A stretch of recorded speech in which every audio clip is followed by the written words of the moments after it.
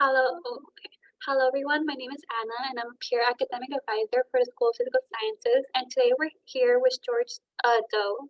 Would you like to kind of introduce yourself for a little bit? Hey everybody, my name is George Doe. I am a alumni at UCI with a chemistry degree, and I currently live in Las Vegas.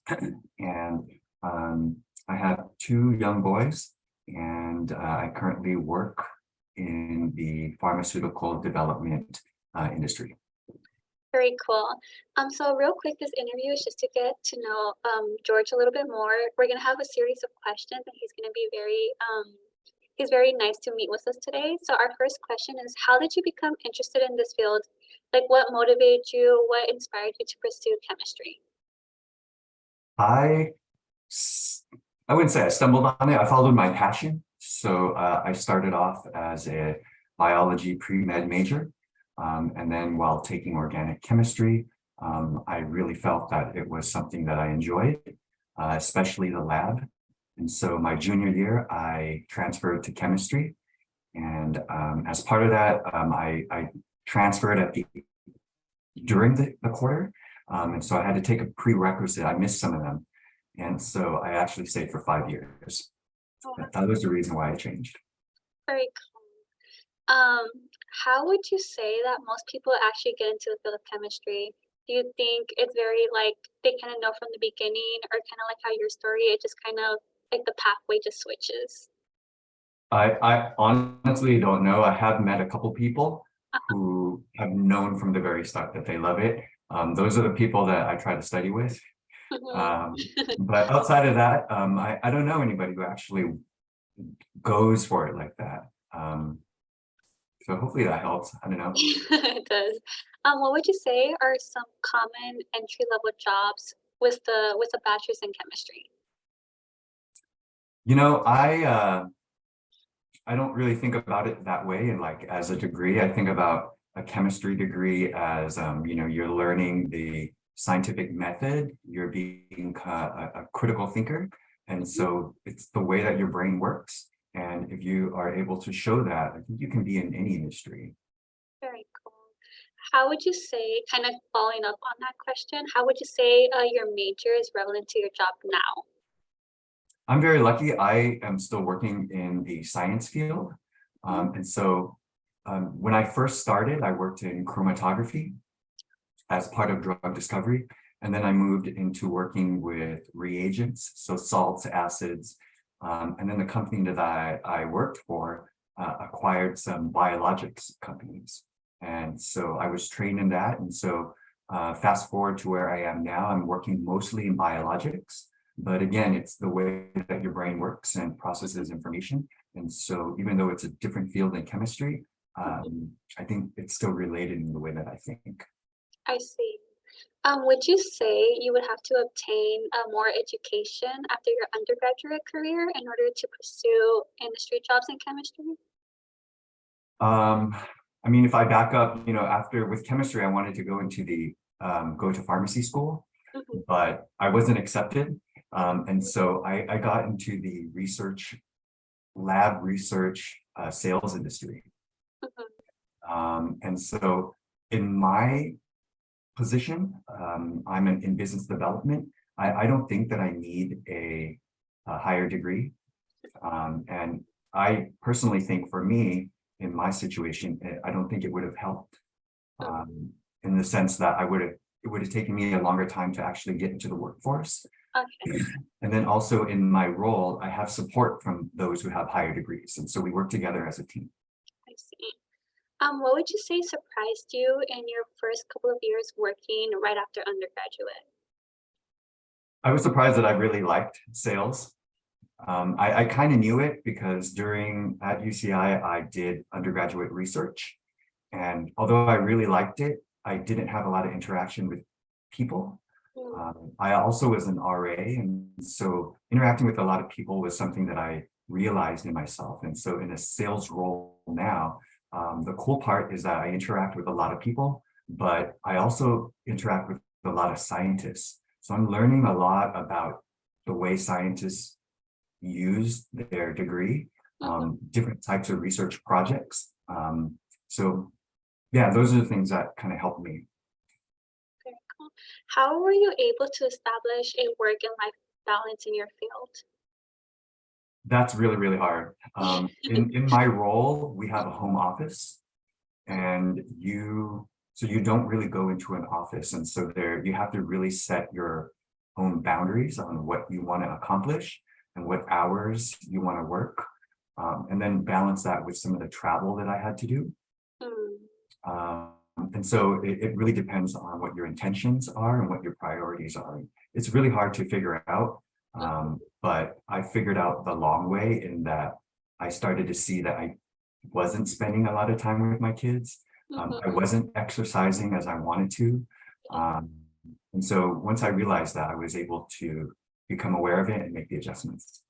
I see. Would you say it was easier finding that balance in undergraduate or versus now in industry? Oh, I wish I had learned it in undergrad. I would say, I guess my piece of advice is to really, at least the way I work, is to really fill up your time every day. And one example was when I was an RA, I happened to pack all of my, I think I did like something like 16 or 20 units, and it was the busiest I ever was. And I Yeah. had to manage my time. Otherwise, I wouldn't get anything done. I wouldn't be able to sleep. Mhm. So in filling up your time, it forces you to not have that idle time, Okay. which is where you procrastinate. At least I do. That that's fair. I feel like I'm the same way. Right? Yeah. Yeah, it does help with schedule. What do you wish that you knew before going into this industry? I really have no regrets in my life. I feel very, very fortunate, which is one of the reasons why I joined the program. I felt that I had reached a level where I was very comfortable in my life. And so I wanted to return that. Um, and so one of the things I try to focus on in the program is, we're at UCI to to grow our mind, right? Our academics intellectually, but we don't really learn the other parts on how to grow emotionally, how to grow physically, like, exercise, Uh-huh.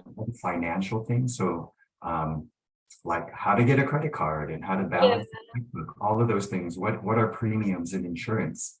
Mhm. I think those are the things that I try to bring back, and I wish I had learned those, but Yeah, that's the reason why I'm coming back. I see. Um, what advice would you give someone considering this type of job? I mean, in research sales, Mhm. one of the main objections I had was the word sales has a negative connotation. People think of it as like a sleazy car salesman. Nothing bad about car salesmen. Um, but I think in our field, we're not just talking to anybody. We're talking specifically to scientists. And so it's not really a sale. It's more about educating the people, the scientists about, and it's not even a product, it's about your technology that you have and how it could help them develop their drugs quicker so that they can bring medicines to the public.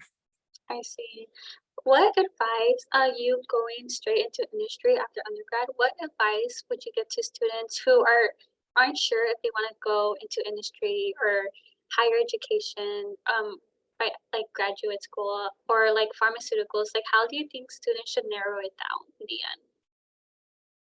So those are one of the main questions that my mentees always ask. And you know what? It's nobody can really answer it for you. We can guide you into what to explore. But this is going to be one of those major crossroads Yeah. that a person has. Um, and so if they're in the program, then Mhm. I would suggest having more than one mentor, maybe one that has gone to higher education, one that is in industry. Um, my current mentee is actually interested in going into the armed forces, the military, as a naval officer. Mhm. So that's another option, but I'm recommending that he talks to all things so that you're fully aware of the options that you have and the reasons why. The last thing I would add is to really ask yourself, you Mhm. know, what makes you happy? And then to look further, where do you want to be in 1 to 5 years? So those are some of the things to really think about. Thank you. What would you say to students who are struggling with the fear of not knowing and imposter syndrome? What was the last part? Oh, and like dealing with imposter syndrome. Imposter syndrome? Uh-huh. I actually don't know what that is. Oh, like just feeling that like they have that they're making it in their career, but they still have so much self-doubt in themselves. Hmm. I don't think it's ever going to end. I still feel that. Uh-huh. But I think that that is, um, that's something you feel when you constantly want to learn. If you feel that you're happy with yourself, then you wouldn't feel that. You would think you're the bomb or whatever, right? Yeah. But if you do feel that, then it means you still want to learn, you still want to improve. And so I think that that's a good signal. Okay. And to fight against that, I mean, just keep learning, Yeah. and look at yourself. Hey, how much did I learn, or what did I learn in the last half year? Um, where did I fail? Think of the failures as an opportunity to learn. I see. And our last question, what is the main key takeaway you would want students watching this interview to take away? Uh, so maybe the main takeaway is try not to, um, you can never plan for everything because things Mhm. always change, and COVID was a best example for that. Yeah. But what you can do is prepare, and you can prepare by um, bringing knowledge to yourself, learning a lot, Mhm. asking questions. I think those things help prepare. If you plan it, it puts you in a mindset where you're stuck. It's very narrow. So maybe balance between those two, but Okay. focus on being prepared. Thank you so much for meeting with me today and discussing all of this advice. Thank you to the viewers watching, and I really appreciate you taking the time and giving the students watching this a bunch of great advice. Thank you. Great. Good luck, everyone. Bye-bye. Bye.